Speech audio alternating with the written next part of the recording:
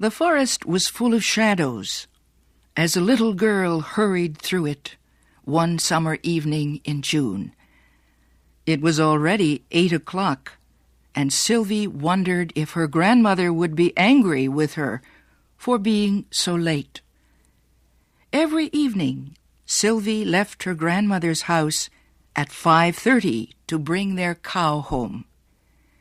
The old animal spent her days out in the open country, eating sweet grass. It was Sylvie's job to bring her home to be milked. When the cow heard Sylvie's voice calling her, she would hide among the bushes. This evening, it had taken Sylvie longer than usual to find her cow. The child hurried the cow through the dark forest, following a narrow path that led to her grandmother's home.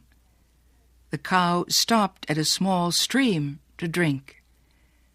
As Sylvie waited, she put her bare feet in the cold, fresh water of the stream. She had never before been alone in the forest as late as this. The air was soft and sweet. Sylvie felt as if she were a part of the gray shadows and silver leaves that moved in the evening breeze. She began thinking how it was only a year ago that she came to her grandmother's farm. Before that, she had lived with her mother and father in a dirty, crowded factory town. One day, Sylvie's grandmother had visited them and had chosen Sylvie from all her brothers and sisters to be the one to help her on her farm in Vermont. The cow finished drinking, and as the 9-year-old child hurried through the forest to the home she loved, she thought again about the noisy town where her parents still lived. Suddenly, the air was cut by a sharp whistle not far away. Sylvie knew it wasn't a friendly bird's whistle. It was the determined whistle of a person. She forgot the cow and hid in some bushes. But she was too late. "Hello, little girl," a young man called out cheerfully. "How far is it to the main road?" Sylvie was trembling as she whispered, 2 miles. She came out of the bushes and looked up into the face of a tall young man carrying a gun. The stranger began walking with Sylvie as she followed her cow through the forest. "I've been hunting for birds," he explained, "but I've lost my way. Do you think I can spend the night at your house?" Sylvie didn't answer. She was glad they were almost home. She could see her grandmother standing near the door of the farmhouse.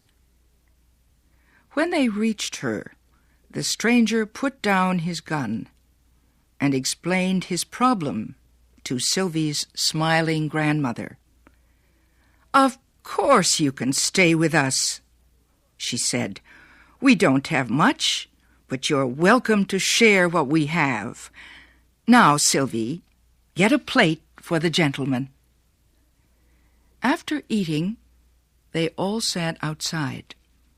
The young man explained he was a scientist who collected birds. "Do you put them in a cage?" Sylvie asked. "No," he answered slowly. "I shoot them and stuff them with special chemicals to preserve them. I have over 100 different kinds of birds from all over the United States in my study at home." "Sylvie knows a lot about birds, too," her grandmother said proudly. "She knows the forest so well, the wild animals come and eat bread right out of her hands." "So, Sylvie knows all about birds. Maybe she can help me then, the young man said. I saw a white heron not far from here 2 days ago. I've been looking for it ever since. It's a very rare bird, the little white heron. Have you seen it too? He asked Sylvie. But Sylvie was silent. You would know it if you saw it, he added. It's a tall, strange bird with soft white feathers and long, thin legs. It probably has its nest at the top of a tall tree. Sylvie's heart began to beat fast. She knew that strange white bird. She had seen it on the other side of the forest. The young man was staring at Sylvie. I would give $10 to the person who showed me where the white heron is. That night, Sylvie's dreams were full of all the wonderful things she and her grandmother could buy for $10. Sylvie spent the next day in the forest with the young man. He told her a lot about the birds they saw. Sylvie would have had a much better time if the young man had left his gun at home. She could not understand why he killed the birds he seemed to like so much. She felt her heart tremble every time he shot an unsuspecting bird as it was singing in the trees. At last evening came. They drove the cow home together. Long after the moon came out and the young man had fallen asleep, Sylvie was still awake. She had a plan that would get the $10 for her grandmother and make the young man happy. When it was almost time for the sun to rise, she quietly left her house and hurried through the forest. She finally reached a huge pine tree, so tall it could be seen for many miles around. Her plan was to climb to the top of the pine tree. She could see the whole forest from there. She was sure she would be able to see where the white heron had hidden its nest. Sylvie's bare feet and tiny fingers grabbed the tree's rough trunk. Sharp, dry branches scratched at her like cat's claws. The pine tree's sticky sap made her fingers feel stiff and clumsy as she climbed higher and higher. The pine tree seemed to grow taller the higher that Sylvie climbed. The sky began to brighten in the east. Sylvie's face was like a pale star when at last she reached the tree's highest branch. The golden sun's rays hit the green forest. 2 hawks flew together in slow-moving circles far below Sylvie. Sylvie felt as if she could go flying among the clouds too. To the west, she could see other farms and forests. Suddenly, Sylvie's dark gray eyes caught a flash of white that grew larger and larger. A bird with broad white wings and a long, slender neck flew past Sylvie and landed on a pine branch below her.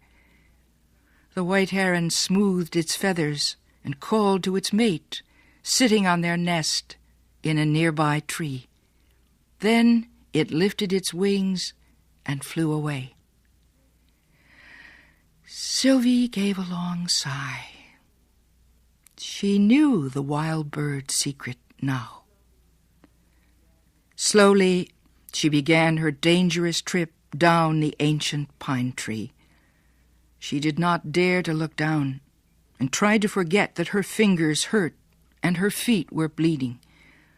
All she wanted to think about was what the stranger would say to her when she told him where to find the heron's nest. As Sylvie climbed slowly down the pine tree, the stranger was waking up back at the farm. He was smiling because he was sure from the way the shy little girl had looked at him that she had seen the white heron. About an hour later, Sylvie appeared. Both her grandmother and the young man stood up as she came into the kitchen. The splendid moment to speak about her secret had come. But Sylvie was silent. Her grandmother was angry with her. Where had she been? The young man's kind eyes looked deeply into Sylvie's own dark gray ones. He could give Sylvie and her grandmother $10. He had promised to do this, and they needed the money. Besides, Sylvie wanted to make him happy. But Sylvie was silent. She remembered how the white heron came flying through the golden air, and how they watched the sun rise together from the top of the world. Not tell the heron's secret and give its life away. The young man went away disappointed later that day. Sylvie was sad. She wanted to be his friend. He never returned. But many nights Sylvie heard the sound of his whistle as she came home with her grandmother's cow. Were the birds better friends than their hunter might have been? Who can know?